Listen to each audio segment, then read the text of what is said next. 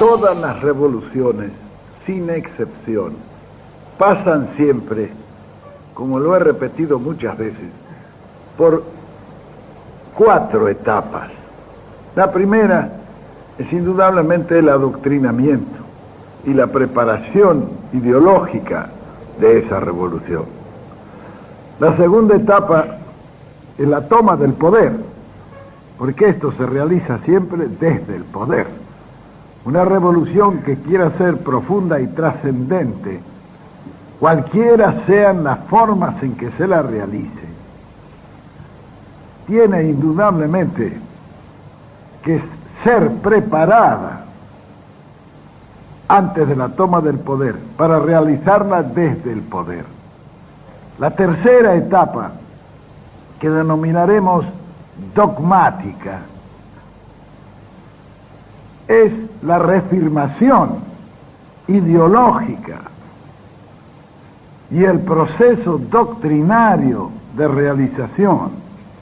Y la cuarta y última etapa de la revolución es su consolidación a través de una organización que dé permanencia y sustancia permanente a esa revolución, que no necesita ser, como la teoría trotskista, permanente, porque ningún pueblo vive en una revolución permanente.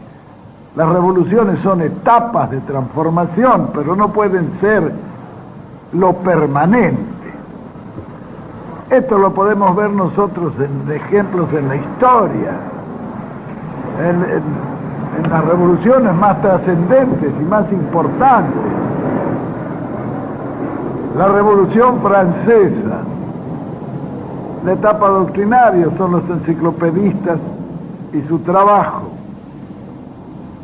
La toma del poder es el 14 de Brumario. La etapa dogmática es el imperio. Y la etapa institucional es la Primera República. Funes el Memorioso, un programa de reconstrucción histórica. Algunos creen que la revolución es tomar el poder y ponerse a hacer macanas ahí en el poder. No, esto es un proceso. Es todo un proceso que fija una etapa histórica en cualquier país que se decida hacer esa revolución. Que no tiene por qué ser cruenta. Puede ser totalmente incruenta, siempre que remueva profundamente la comunidad que se desea transformar.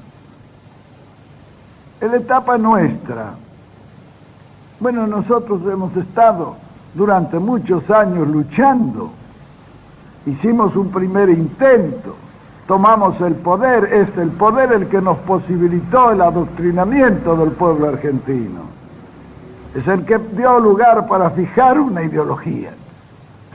Pero como la historia está hecha de acciones y reacciones, vino una reacción que nos desplazó y empezamos nuevamente a luchar por la toma del poder, es decir, por consolidar la segunda etapa revolucionaria. Lo hemos conseguido en la forma en que debe conseguirse para que sea permanente y para que sea estable, es decir, la decisión del pueblo, que es la única decisión que necesita el hombre, que hace la revolución para realizarla incruentamente, sin destruir, comenzando a construir en la etapa dogmática, que es la que se está viviendo. Pero en esa etapa dogmática es necesario imponer el dogma, por eso se llama dogmática, para después dejar lo normal y permanente que es la institucionalización de esa revolución en la etapa final. A nosotros nos está pasando lo que pasa en todas las revoluciones. Se ha venido luchando con una consigna, la consigna justicialista, que implica todo lo que conocemos del justicialismo hace 30 años. Hemos tomado el poder, las masas son conscientes de lo que se está realizando, pero esto sucede siempre. Los dirigentes comienzan a tener dentro y fuera del dogma, sus propias preferencias. Y luchan por esas en vez de luchar por la ideología y la doctrina que dio razón de ser al movimiento revolucionario. Esto no es nuevo. No se olviden que la revolución cultural china es a base de un proceso como este que nos está pasando a nosotros. Fue el desviacionismo que se produjo en los primeros 10 años, es decir, la etapa dogmática después de tomar el poder, lo que llevó a la revolución cultural y a la limpieza que se hizo en China para tomar definitivamente el camino que los condujera a la verdadera revolución que ellos ansiaban. Funes el Memorioso, 4ª temporada. Pero las revoluciones todas pasan por estas etapas de intentos de desviacionismo que obedecen más a los intereses personales de algunos dirigentes que a una verdadera desviación doctrinaria o ideológica. Por eso la masa normalmente está en lo inicial. Los dirigentes son los que trabajan en la deformación. Y el peligro está precisamente en que esa masa sea engañada, porque eso no puede ser el fin de una revolución. Eso mismo nos está pasando a nosotros, por eso no es nuevo, ni debemos afligirnos por eso. Debemos aclarar esta situación para que la decantación natural nos vaya llevando a la consolidación de un hecho real en la organización de la juventud. Lo más importante en toda revolución es precisamente la juventud. ¿Por qué? Porque es el futuro. Y las revoluciones no se hacen para ahora, se hacen para el futuro. Nosotros seremos quizás los que trabajemos arduamente por conseguir, pero los que lo van a gozar, disfrutar o sufrir son los que nos sigan a nosotros y los que le sigan a ustedes. Ese proceso de transformación implica también un trasvasamiento generacional, es decir, para que las doctrinas no sufran y las ideologías no se frustren, es indispensable un proceso generacional ordenado y armónico, que es lo que se pretende dar a la juventud con una capacitación, porque si no, ¿qué habríamos hecho nosotros con un esfuerzo de 30 años para que viniera una juventud incapacitada y destruyera todo lo que hemos hecho? ¿Qué interés podríamos tener nosotros en seguir trabajando, en seguir sacrificando mucha gente y mucho tiempo a la realización de una tarea que ha de frustrarse en el futuro? Es tan importante hacer la revolución como asegurarla en su futuro a través de una generación nueva que siga los mismos lineamientos. Funes el Memorioso, memorioso, memorioso, memorioso. Tengo más recuerdos que todos los hombres juntos desde que el mundo es mundo. Jorge Luis Borges. A 40 años de la muerte de Perón. Capítulo 2. Perón al gobierno, Perón al poder.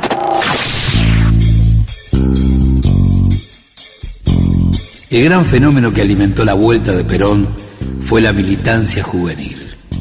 La generación que no lo había conocido se comunicaba a la distancia con un líder que los contenía, los amparaba y les prometía protagonismo futuro. Un país más igualitario, con una distribución del ingreso más equitativa, con bajos índices de pobreza, con una clase obrera en movilidad social, Guillermo Scheinheim, con una clase media en permanente ascenso social desde principios de siglo. licenciado en Relaciones Internacionales, docente universitario. Esa sociedad naturalmente promueve mayores índices de participación política. Correcto, está muy estudiado que cuanto mayor es la pobreza y cuanto mayor es el índice de desigualdad, menor es la participación. Esto es paradójico, ¿no es cierto? Porque hay un círculo vicioso de la pobreza y la falta de participación política. esa Argentina, mucho más rica en todo sentido, no me refiero solo a lo material, estaba más predispuesta a la participación en la movilización política. Esto como contexto social. Segundo, existen un conjunto de factores vinculados a determinados segmentos de la sociedad proscriptos desde el año 55. Señalo esto porque en general hay cierta manera de mirar el fenómeno de movilización de la segunda mitad de los 70 fuertemente asociado a la movilización de los jóvenes cristianos de clase media, que algunos no necesariamente cristianos, digamos, en general la juventud de las clases medias, y por qué no decirlo de las clases medias altas, que se involucran desde el punto de vista político con los partidos populares, el peronismo y otras expresiones de izquierda. El contexto internacional empujaba el cambio desde finales de la década del 60. 1970 es el año en que el general Juan José Torres en Bolivia logra un gobierno, o sea, un general muy parecido a lo que podríamos caracterizar como Chávez en Venezuela. Fernando Vaca Narvaja. 1970 gana Salvador Allende en Chile, un gobierno de la Unidad Popular. O sea, se venía, digamos, de un 68 que era la revolución peruana y el triunfo de Torrijos en Panamá, el Mayo francés, es decir, una serie de hechos políticos a nivel internacional que señalaban claramente lo que Perón en ese momento caracterizó como la hora de los pueblos. Evidentemente la Argentina no era ajeno a esa situación internacional que se vivía en América Latina y a nivel internacional. Y el surgimiento de las organizaciones revolucionarias armadas era consecuencia de un proceso de resistencia que ya se había iniciado en 1955 con el derrocamiento del general Perón. Es decir, creo que en todo caso Montoneros fue la expresión política de esa resistencia a lo largo de todos esos años. A nosotros nos antecedieron otras organizaciones armadas como fue Uturuncos, como fue las Fuerzas Armadas peronistas y su destacamento en Tacorralo, un destacamento urbano o rural, otras organizaciones armadas no peronistas que también actuaron y estuvieron en la Argentina. Un poco el contexto en ese momento del 70 al 73 está muy teñido por los levantamientos populares, el famoso Cordobazo en 1969, que todos recordarán, el Rosariazo, el Chipoletazo. En ese tablero, la Iglesia Católica, después del Concilio Vaticano II, profundizó la discusión en todo Occidente. La progresiva apertura de la Iglesia Católica a lo largo de los años 60 como consecuencia del Concilio Vaticano II a nivel mundial y de las jornadas de Medellín del Episcopado Latinoamericano también a fines de los años 60, de tal manera que esto tiende a coincidir en toda América Latina como una participación de jóvenes de escuelas católicas en movimientos políticos populares o de izquierda como consecuencia del acercamiento progresivo de la Iglesia a los denominados movimientos o partidos vinculados a la liberación nacional y popular. Esto en el caso argentino, digamos, es bien notorio, falta, insisto, mucha investigación, nos falta por saber mucho cómo se vincula la acción progresiva de los denominados sacerdotes del tercer mundo, su vinculación con los jóvenes de Acción Católica, las primeras decisiones que implican cierta justificación ideológica, por qué no decirlo teológica, a la resistencia a la autoridad frente a la dictadura militar de Onganía de aquella época o de los gobiernos donde el peronismo estaba proscripto, en consecuencia cierta justificación de la lucha armada como consecuencia de la represión ejercida por los gobiernos militares o antipopulares desde el 55 en adelante.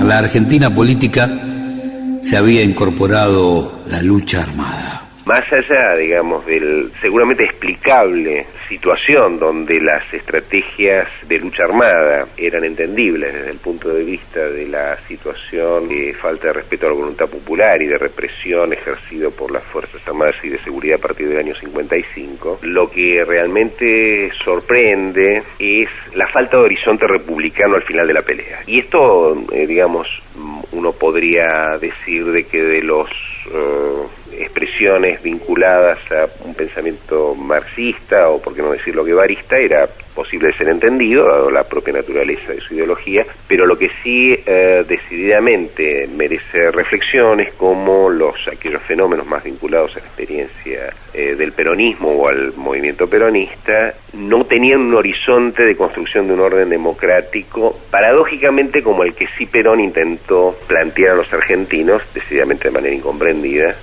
a su regreso en 1972, seguramente influenciada por ver cómo se construyó las democracias europeas con posterioridad a la Segunda Guerra Mundial y que pudo conocer a partir de su exilio en Europa desde la primera mitad de los años 60.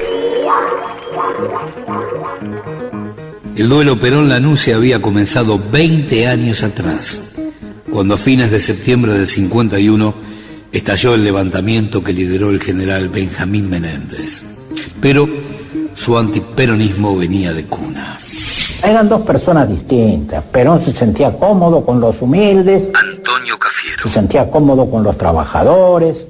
Él quería y quiso y logró personificar una causa social.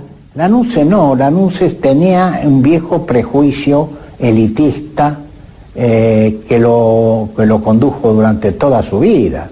Además, inferiorizaba a los trabajadores peronistas, negros le decía. Lanusse no solo se sentía un general de otro linaje por pertenecer a la caballería, Perón era oficial de infantería, sino que además pertenecía a una familia que a través de los Holmberg, sus tíos y primos, estaba vinculada al ejército casi desde su nacimiento. El barón Eduardo de Holmberg llegó a Buenos Aires desde Londres con San Martín y peleó a las órdenes de Belgrano en la batalla de Tucumán. Ese militar austríaco fue tatarabuelo de Elena, la funcionaria de la Embajada Argentina en Francia que en diciembre de 1978 fue lanzada a las aguas del Delta en uno de los vuelos de la muerte. Elena era hija de una familia patricia argentina, Andrea Vasconi, sumamente conservadora, confesa, autora de la biografía de Elena Holmberg, orgullosa de eso, antiperonista. Estamos hablando de una familia de 7 hermanos, 4 varones y 3 mujeres. Cuando fue el bombardeo de junio del 55, Elena sale a festejar y se pone a gritar en Callao y Las Heras, abajo el tirano, y termina presa. Un tatarabuelo de Elena vino con San Martín, fue el que por orden de Belgrano llevó la bandera argentina a bendecir en San Salvador de Jujuy, una familia muy ligada al ejército, próceres. Enrique, uno de los 6 hermanos de Elena, estaba exiliado en Montevideo desde aquel intento por derrocar a Perón, del que participó su primo, el por entonces capitán Alejandro Agustín Lanusse. Se registró un levantamiento armado contra Perón. Lo encabezó el general Benjamín Menéndez, que salió de Campo de Mayo al mando de 3 tanques y un par de centenares de hombres. La República perdida. La tentativa fue rápidamente sofocada. Lanusse estuvo detenido en la Penitenciaría Nacional y luego en las cárceles de Rawson y Gallegos. Un giro caprichoso de la historia lo llevaría al militar a ser un tristemente célebre protagonista de la masacre de Trelew, pero esta vez del otro lado del mostrador. Los recientes episodios de Rawson y Trelew, Alejandro Agustín Lanusse, muestran con dramática crudeza cuáles son los métodos con que estos minúsculos grupos de extremistas pretenden imponer sus exóticas doctrinas al pueblo todo. Después del golpe de 1955, Lanusse se convirtió en jefe de granaderos y titular de la custodia del general Lonardi. Por un rato se olvidó de sus funciones cuando la dictadura movió sus fichas y pasó a ser hombre de confianza de Aramburu, justamente el general que derrocó al militar que él debía cuidar. Fue uno de los responsables del traslado del cadáver de Vita a Italia y fue azul cuando los militares jugaron a la guerra por las calles de Buenos Aires. Los estudiantes lanzan botellas y bombas molotov y la policía contesta con disparos de bombas de gases lacrimógenos. El cordobazo lo puso en el ojo de la tormenta militar. Era el encargado de la represión ordenada por Onganía. Pero sus tropas llegaron a la capital provincial muy tarde. Sus enemigos dicen que no aceleró la marcha para desgastar al presidente de facto. Aquí los obreros de la metalúrgica han hecho una barricada y han encendido fuego. Después del corto mandato del general Levingston, 18 de junio de 1970 al 22 de marzo de 1971, Lanusse se calzó la banda presidencial. Sabía que era esta la última estación de la Revolución Argentina y buscaba ser la salida democrática. Una vez más, Perón frustró sus planes. Los últimos tramos que llevan al triunfo del camporismo en 1973 va a estar dado por la pulseada entre los dos caudillos militares. Nicolás Casullo. Por un lado Juan Domingo Perón y por el otro lado Alejandro Agustín Lanusse, que forma parte de un sector del ejército que plantea como estrategia el llamado proyecto de Gran Acuerdo Nacional, donde por primera vez el ejército admite y acepta negociar con Perón y con el peronismo, con los intermediarios de Perón, para un objetivo que sería un peronismo sin Perón. Es decir, en todo caso, el proyecto de Lanusse, que fue derrotado con el amplio triunfo del camporismo, significaba el apoyo del peronismo a la propia candidatura de Lanusse o a una instancia militar muy emparentada con él. Lanusse intentó con el Gran Acuerdo Nacional ser el líder de un pacto entre radicales y peronistas, que recuperando el espíritu del bandorismo soñaran con una versión light del justicialismo en la Argentina, pero con su creador en España.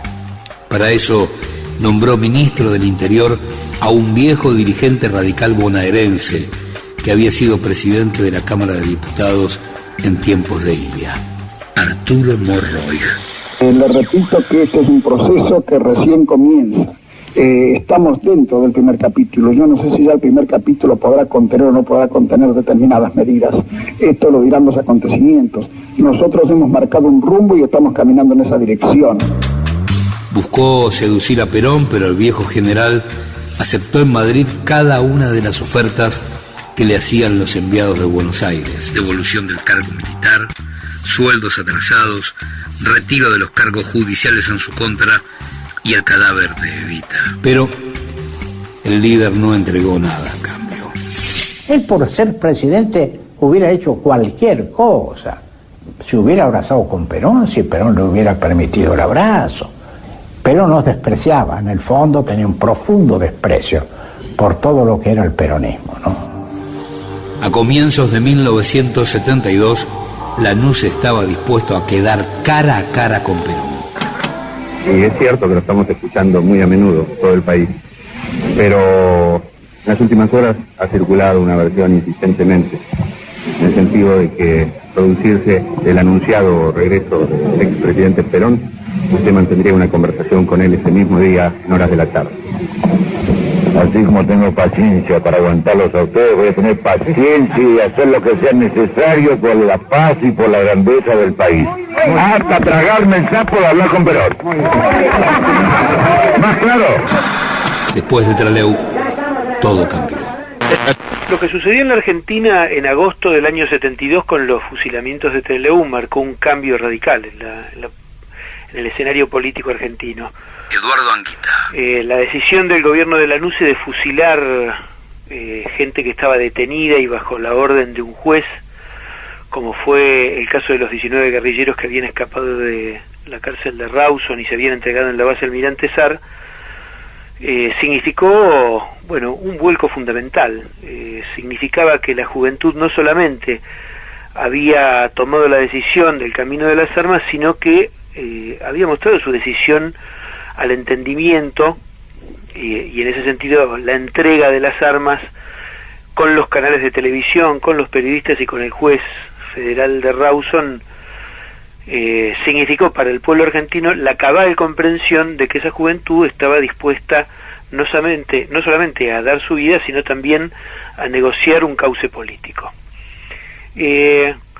A partir de esas muertes, los dos grandes jugadores de ajedrez de la política argentina, que fueron Perón y Lanuse, tuvieron que mover las fichas con muchísima más rapidez. Este episodio, más el grado de deterioro de la dictadura, llevaron a que Perón radicalizara su discurso, nombrara a Galimberti representante de la juventud, se volcara claramente a hablar de la juventud maravillosa, y Lanuse a que empezara a retroceder, primero planteando la necesidad de lo que él llamaba el gran acuerdo nacional, y después a ir concediendo absolutamente todos los requerimientos de Perón hasta llegar a las elecciones del 11 de marzo del 73. Cámpora fue el candidato de Perón por estas circunstancias y por este devenir que, insisto, empezó en agosto del año 72. Si el panorama hubiera sido un panorama de menos confrontación y con menos accionar de parte de las organizaciones armadas revolucionarias, en vez de Cámpora, Perón hubiera elegido cualquiera de los otros candidatos que él tenía para reemplazarlo, ya que la dictadura no lo dejaba ser candidato. Entonces, en este escenario llega Cámpora, y para sorpresa de quienes éramos militantes revolucionarios, entonces Cámpora no solamente se sintió un aliado de las organizaciones revolucionarias, sino que fue alguien que enarboló un discurso claramente antiimperialista y claramente de transformación del país. Digamos, alimentado por la movilización popular y por el guiño de ojo de Perón, las organizaciones revolucionarias y en general todos los sectores militantes de entonces sentíamos un gran protagonismo. El 25 de agosto de 1972, Cámpora anunció sin fecha el retorno de Perón. El primero que habló ante las cámaras el 17 de noviembre del 72 fue Rodolfo Galimberti. Hasta ahora siempre se usó la expresión retorno de Perón. ¿Por qué ahora ustedes utilizan la expresión regreso de Perón? ¿Qué diferencia hay? Yo diría sencillamente que retorno puede rememorar el episodio frustrado de 1964, entonces... Rodolfo Galimberti. Pensamos que es más caro a la masa peronista y al general Perón y a nosotros mismos emplear el término regreso, que se producirá ese regreso, aunque usted no me pregunte, yo se lo digo, con absoluta certeza se producirá en el curso de 1972, es decir, antes del 31 de diciembre de 1972, el general Perón estará con nosotros en la Argentina. A partir de ese momento comenzaron a gestarse los detalles del regreso del expresidente. Era una jugada arriesgada, a todo o nada, mientras nadie podía asegurar qué iban a hacer los militares con Perón en Buenos Aires. Antonio Cafiero se reunió con Lanuse en la Quinta de Olivos y le anunció que Perón había decidido volver al país. El dirigente peronista dijo que en ese momento el presidente de facto empezó a gritar que no iba a permitir un nuevo 17 de octubre.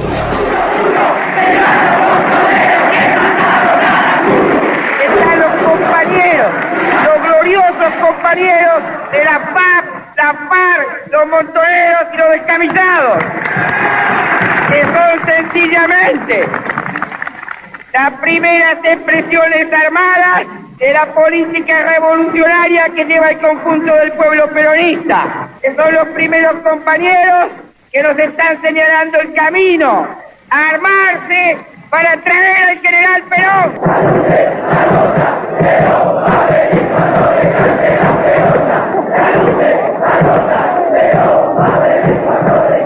Por pedido de Perón, a mediados de junio de 1972, Galimberti intentó liderar la supuesta unidad de los principales grupos juveniles. Presidió un acto en la Federación de Box y allí estuvieron desde el CDO hasta hasta Montoneros, pasando por la Juventud Argentina para la Emancipación Nacional. Mientras una tribuna cantaba Perón, Evita, la patria peronista, la otra respondía con Perón, Evita, la patria socialista. Es que el esplendor de Galimberti, lo sorprendente es que fueron solo 3 o 4 meses Marcelo Larraqui dentro de lo que es el Partido Justicialista. Era el hombre necesario periodista para ladrarle a Lanusse con el mandato de Perón. Entonces Perón de alguna manera lo eleva a Galimberti y él hace su parte, porque tenía mucho carisma, levantaba un poco, era muy audaz, y también tenía contactos con Montoneros hasta que termina ingresando en las filas de Montoneros. Entonces Galimberti es el que le permite a Montoneros que mucha gente de la juventud, militantes, estudiantes, clase media, incluso clase alta, ingrese a la JP. Pero claro, esto es cuando Perón gana las elecciones o Cámpora gana las elecciones, ya a Perón no le interesa esta violencia verbal o este cambio en la organización dentro del movimiento, y él lanza el discurso de las milicias armadas como una avanzada de Montoneros en la organización del gobierno. Era de alguna manera para presionar a Cámpora, y ahí recibe un llamado desde Madrid, donde lo carean con jefes sindicales de la derecha o otros representantes de la juventud, y le quitan el cargo que tenía como delegado juvenil de Perón, y la misma JP lo echa a Galimberti, y queda Dante Gullo lo reemplaza, que era de la Regional Capital. Y ahí, bueno, él termina de alguna manera su recorrido político público y empieza un recorrido interno por la organización, que cuando esto va o se deriva en la lucha armada en el año 74, él es el componente de una columna militar, ¿no? A las difíciles negociaciones de Perón con el gobierno de Lanusse, la acción de los grupos guerrilleros aumentó considerablemente. Estallaron bombas en el Sheraton de Buenos Aires. El ERP secuestró y asesinó al dirigente de la Fiat, a Oberdán Salustro. Los Montoneros ejecutaron al general Juan Carlos Sánchez, jefe del segundo cuerpo de ejército con sede en la ciudad de Rosario.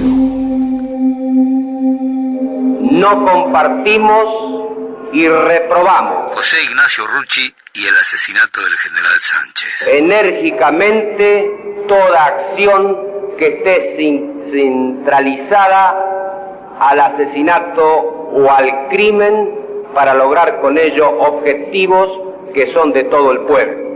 Y esto es precisamente la fiel y clara interpretación de la Confederación General del Trabajo al pueblo de la nación. En la previa de su regreso, Perón comenzó a mostrarse como prenda de paz. Hizo públicas las bases mínimas para el Acuerdo de Reconstrucción Nacional, donde planteaba modificar la política económica y social en base a un programa elaborado por la CGT y la CGE. Hablaba de la formación del Consejo Económico y Social, del levantamiento del estado de sitio, de la libertad de los presos políticos y gremiales, y de la designación de un oficial de las Fuerzas Armadas a cargo del Ministerio del Interior, para alejar toda suspicacia sobre parcialismo político hasta las nuevas elecciones. El regreso del general Perón el 17 de noviembre. Juan Manuel Aval Medina. Es el resultado de las luchas de esos 17 años desde 1955 del conjunto del pueblo argentino. Había que ir a buscar al general, y para ello se armó un charter con personalidades del mundo político, sindical, cultural y deportivo. Casildo Herrera, de Textiles, miembro de las 62 organizaciones. Herrera, ¿con qué espíritu emprende este viaje? Se imagina, con la tremenda satisfacción de peronista de poder convivir con el general Perón en el viaje tal vez más histórico que marca la historia argentina. ¿Con qué espíritu viaja? Con el espíritu netamente nacional. Hugo del Carril. Es lo que nos tiene que empujar en estos momentos. Buen viaje. Se aproxima a Lorenzo Miguel, uno de los máximos dirigentes del sindicalismo peronista. Bien, nos interesa su opinión, momentos antes de partir. Bueno, se imagina que estamos ya a víspera de concretar un sueño que hace 18 años que venimos anhelando. Y esperamos de que al llegar el día viernes se concrete ese anhelo no solamente de la clase trabajadora, sino del pueblo argentino. Centuna Villafañe a punto de marcarse. ¿Qué significa este viaje para vos, Centuna? Para mí significa mucho, me parece que es un viaje histórico, muy importante. ¿Estás muy tranquila o No, estás nerviosa? Estoy nerviosísima. Marilina Ross. ¿Qué tal? Bueno, yo no voy en representatividad de nada, simplemente es una invitación personal, que yo agradezco muchísimo, y voy como una peronista más, nada más. Son muchas las personas y queremos tener una impresión así directa suya en este momento en que se prende el viaje. Bueno, estoy, señor Gómez Sánchez, profundamente emocionado. Lo noto efectivamente muy emocionado y yo creo que mi obligación en este momento sería liberarlo de hacerle mayores preguntas. Cuando usted se serene y esté en condiciones de contestar, hablaremos más ampliamente. Le deseo por ahora muy buen día. Muchas gracias. Mientras tanto, en Buenos Aires y por televisión, las opiniones sobre el regreso de Perón aparecían divididas. ¿Qué va a ser el día de regreso de Perón? El día tan seis, si me deja de estar. ¿Me parece que va a ser positivo? Sí. El día 17 de noviembre, a las 11, ¿dónde se va a encontrar? Cualquier lado lejos de Perón.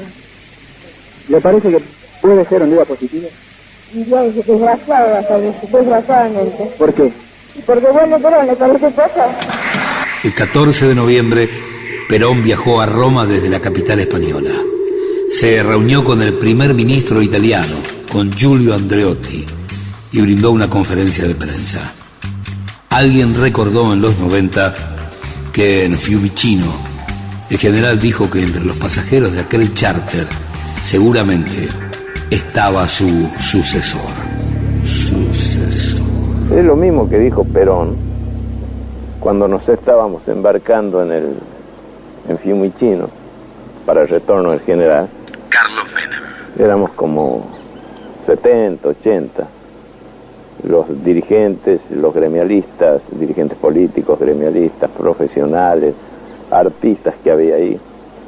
Y entonces un periodista italiano le preguntó a Perón cuál era su delfín, y mirando a un costado y señalándole al periodista le dijo: mire, ahí hay 70 u 80 delfines.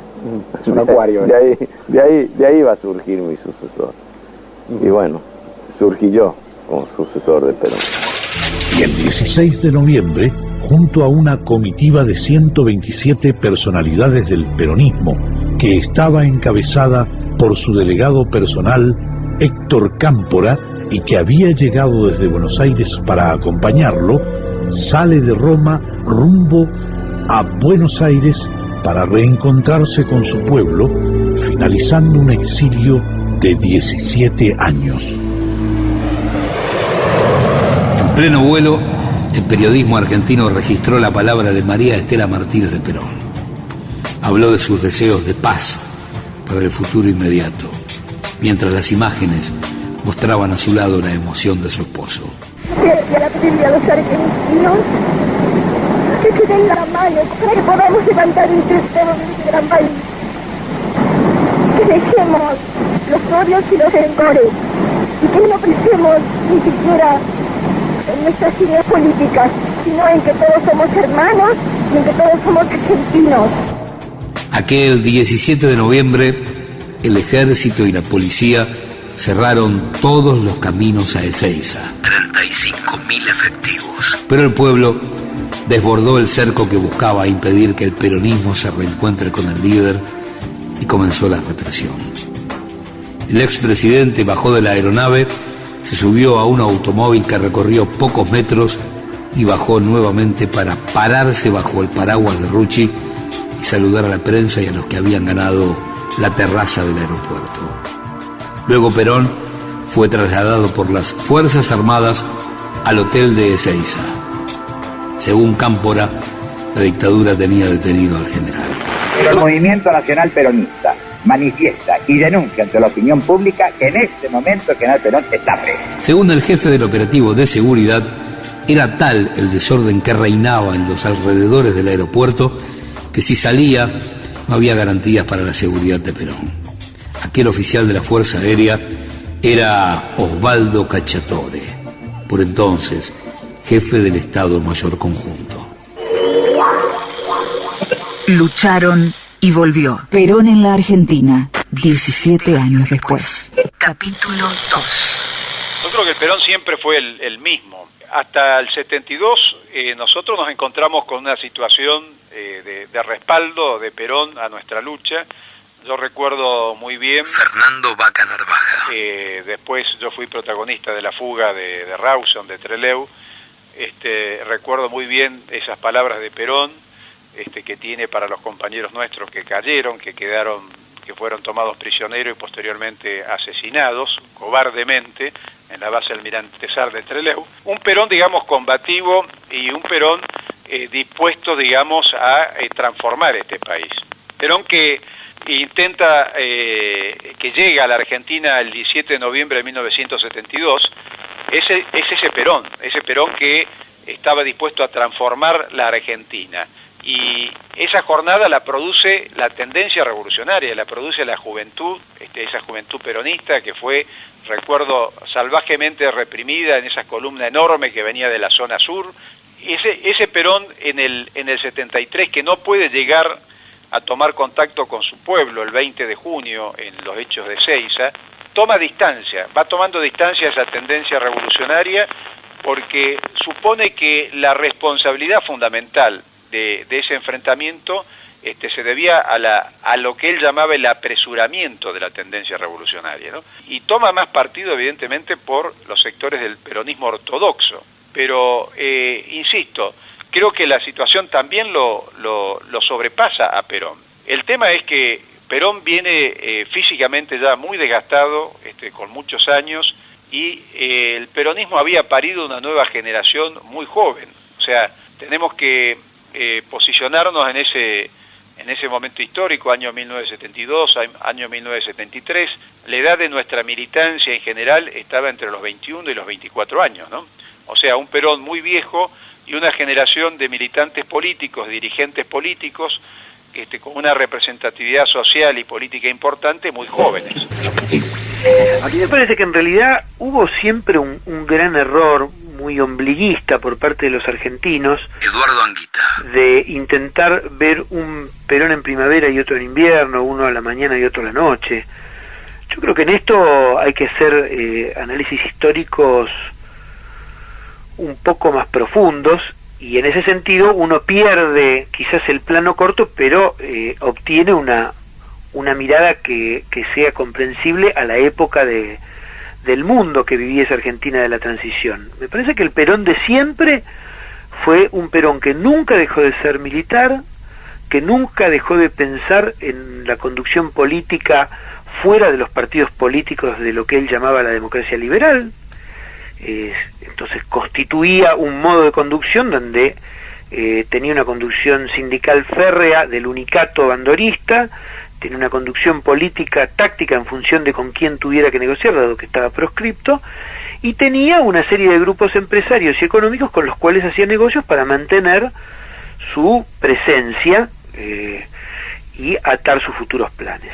Ahí tenía hombres como Jorge Antonio y otros más, ¿no? Entonces me parece que él en realidad lo que era un gran estratega, pero él siempre tuvo un modelo y una concepción que estaba claramente de parte del capitalismo, que quería un modelo redistributivo porque del tipo de capitalismo que veía para la Argentina, pero era un Perón siempre dispuesto a negociar con los factores de poder extranjeros. El general estuvo en el país casi un mes. Residió en la casa de la calle Gaspar Campos, en Vicente López. Y sin dudas, fueron los míticos encuentros con Ricardo Balbín el resultado político más trascendente de aquel primer regreso. 27 días que encendieron la campaña electoral de marzo del 73.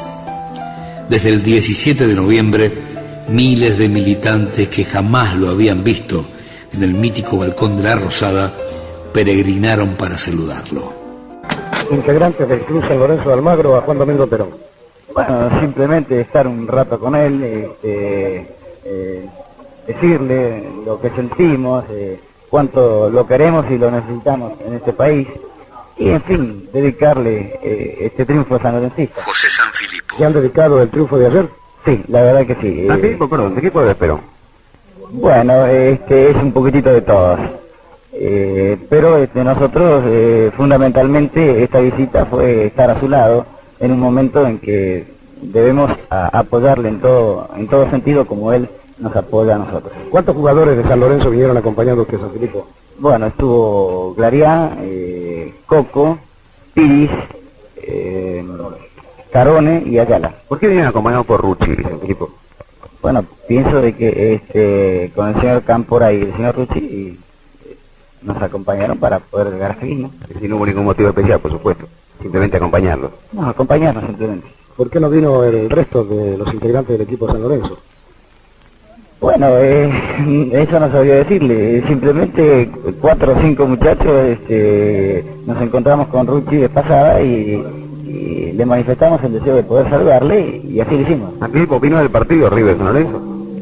¿Sí vio el partido? ¿Sí vio o sí opinó del partido? Sí, vio y le gustó mucho el gol que había hecho Tenis. Montoneros, que había aceptado la salida democrática, pateó el tablero cuando Lanuse le puso trabas a la candidatura de Perón. Ni golpe ni elección, revolución. Pero igualmente apostaron al comicio.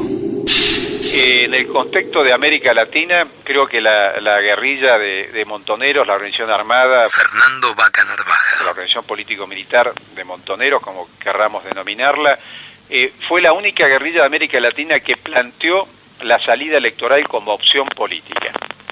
Recuerdo en ese momento, en el año 72, se generó un debate muy importante en toda América Latina a raíz de la propuesta de Montoneros de ir a elecciones con Perón como presidente y posteriormente con la elección de Cámpora presidente.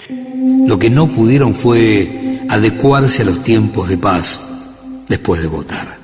La pelea interna, sobre todo con la dirigencia sindical, lo que en ese momento se caracterizaba como la burocracia sindical, te llevó a una confrontación incluso violenta, con las armas, entre lo que era la tendencia revolucionaria del peronismo y el poder gremial. Para recordar, la tendencia revolucionaria, es decir, lo que se llamaba la JP, Montonero, las organizaciones revolucionarias peronistas, contaban con un senador nacional, 9 diputados nacionales, más de 40 diputados provinciales, gobernadores, el doctor Rodolfo Puigros en la universidad. Es decir, la tendencia revolucionaria tenía un poder institucional ganado legítimamente muy importante y ese poder cuestionaba determinados intereses económicos que empezaron, digamos, a conspirar contra el gobierno popular. Esa conspiración llevó, por ejemplo, a que el gobernador de la provincia de Córdoba fuera derrocado por un comisario que se levantó en armas y a punta de pistola lo sacó de la casa de gobierno. O sea, imaginemos un poco esa situación.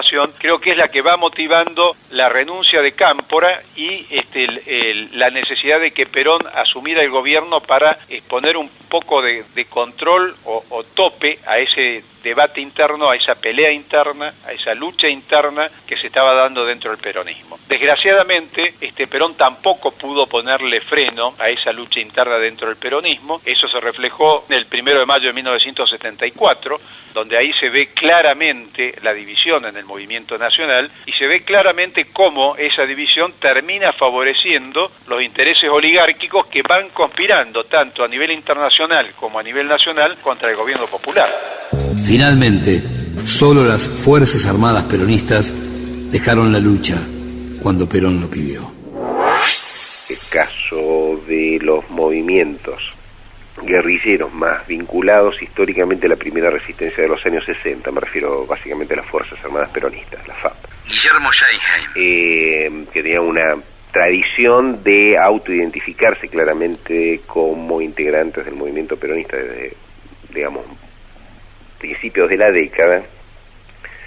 La convicción acerca de que la conducción estratégica, estoy utilizando ahora terminología estrictamente usada por el peronismo, ¿no? De que la conducción estratégica era Perón y que en realidad las decisiones de la utilización de la violencia o no dependían de él, explican por qué una parte muy importante de la FAP, en el momento que Perón plantea la necesidad del abandono de la lucha armada, lo hacen efectivamente en el año 73. El resto no, y uno debería, y a partir de ahí viene lo importante de su pregunta, digamos, ¿no? Efectivamente, sectores jóvenes movilizados por todas las razones que dijimos anteriormente, y no necesariamente por su pertenencia social y familiar al peronismo, y donde plantean o encuentran en el peronismo el movimiento revolucionario que anhelaban encontrar a partir de la discusión de las ideas que se habían difundido en los años 60 en la iglesia, en el movimiento juvenil, en los ámbitos de izquierda, etcétera, no estaban, digamos, en ese contexto de alta movilización, participación, idealismo, etcétera, necesariamente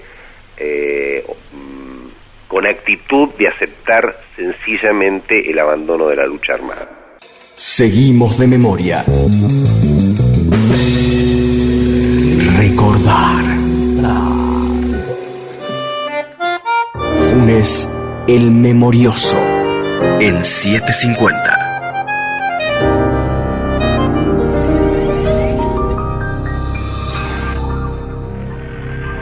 A 40 años de la muerte de Perón. Capítulo 2. Perón al gobierno, Perón al poder. Desde su casa en Olivos, Perón coordinó toda la acción política que tenía como primer objetivo aislar a la NUCE y formar una coalición que garantizara el futuro gobierno peronista. Nació así el Frente Justicialista de Liberación, formado por el Movimiento de Integración y Desarrollo, el Partido Conservador Popular y otras fuerzas menores. Cámpora representaba sin duda a los sectores más radicalizados, a los sectores de juventud, a una parte importante de los trabajadores, Villas Miserias, Alcira Argumedo. Todo este movimiento cultural que pretendía una mayor radicalización y profundización de las medidas.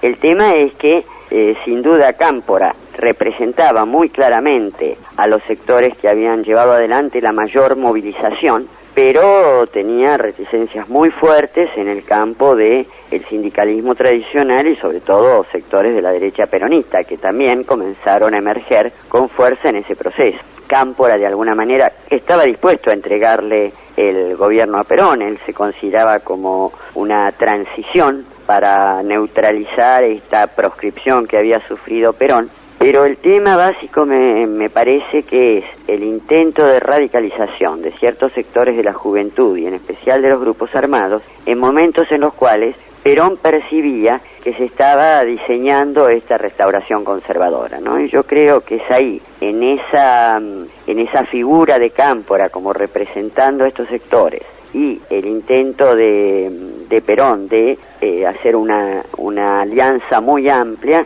menos radicalizada, para evitar la posibilidad de un sector social que apoyara un golpe de las características que él se veía venir, cosa que pasó muy poco tiempo después en Chile y en Perú, en Bolivia, en Uruguay, formó parte, me parece, del desencuentro entre estos sectores radicalizados y el propio Perón, ¿no? La calle gritaba que el tiempo de la NUCE había terminado. ¡La NUCE caminó! ¡El pueblo te saluda, la puta que te parió! Cámpora fue el candidato y el peronismo regresó al poder. El 25 de mayo de 73 había una consigna muy clara que decía hasta el 25 de mayo el régimen. Fernando Vaca Narvaja. Después del 25 de mayo el pueblo, ¿no? Eso significó un poco el triunfo del doctor Cámpora en esa consigna que nosotros como Juventud Peronista sintetizáramos que era Cámpora al gobierno, Perón al poder. Todos al frente con todo, todos al frente con Perón. Voté por Cámpora y Solano Lima. Para la paz y la liberación, compañeros, compañeras, la elección ya está resuelta. Ganaremos la primera y no habrá segunda vuelta. Cámpora y Solano Lima, los hombres de frente y de Perón. Pero en mayo del 73 muchas cosas habían cambiado en el continente. El futuro amenazaba con girar a la derecha. Se abre un periodo muy álgido en la Argentina, de debate interno dentro del peronismo, un debate interno mal llevado, mal desarrollado, una situación latinoamericana donde ya el panorama no es el mismo. A Torres, al general José Torres, lo derrocan en 1971. El gobierno de la Unidad Popular ya se está conspirando, ya Pinochet se está aprestando para tomar y voltear el gobierno de Salvador Allende y asesinar al presidente. La situación uruguaya era el proceso de la bordaverización, o sea, un proceso cívico-militar, gorila golpista se estaba consolidando.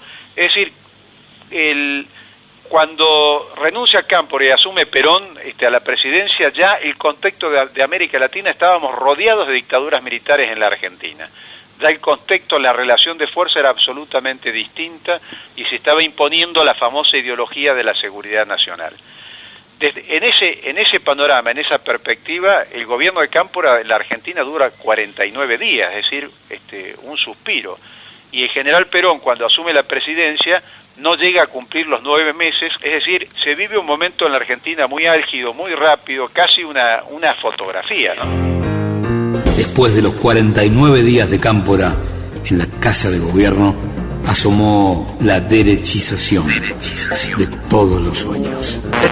Ahora, lo que sí es cierto es que a los pocos días, cuando Perón da su discurso, a los pocos días de llegado acá, Eduardo Anguita, pocos días después de la caída de Cámpora, da un discurso en la CGT donde afirma de manera explícita la necesidad de reorientar a la juventud que se había descarriado. Y eso lo dice delante de lo que era el bandorismo de entonces, que se convertía en el sector sindical de el apoyo a la AAA y a todo el proceso de matonaje que se iniciaría inmediatamente después, a fines del 73, con el primer atentado que fue a Solari Irigoyen en diciembre del 73, firmado por la AAA. De modo que en realidad Perón queda, a mi modo de ver, debidamente claro que no solamente era quien dirigía la escena, sino que tenía la decisión de reorientarse hacia un modelo corporativo, de un Estado prebendario, y un modelo capitalista donde la conducción estuviera en manos de un sector de las Fuerzas Armadas, un sector del empresariado y un sector de la corporación política, representado el peronismo por él y el radicalismo nada menos que por Balbín. Funes el Memorioso, un programa de reconstrucción histórica. Guión y relatos Gustavo Campana. Edición y postproducción Gustavo Eymon. Locución Valeria Delgado. Funes el Memorioso. Memorioso.